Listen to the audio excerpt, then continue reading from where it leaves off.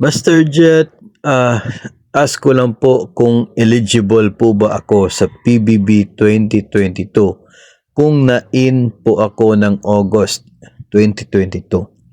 Ito kung ikaw po ay teacher, no, ang coverage ng PBB 2022 ay period ng August 1, 2022 hanggang July 31, 2023.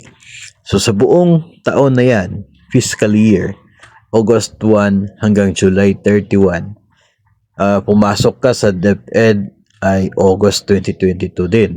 So kung hindi man August 1 yung pagsimula mo, ay at least nandun ka sa first month ng coverage ng PBB.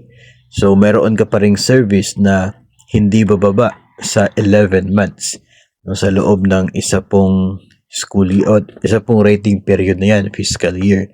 So ikaw pa rin ay eligible. Eligible ka doon sa PBB 2022.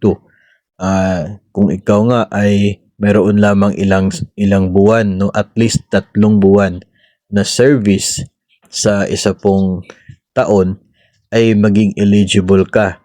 How much more, no, dito na August ka talaga nagsimula sa serbisyo.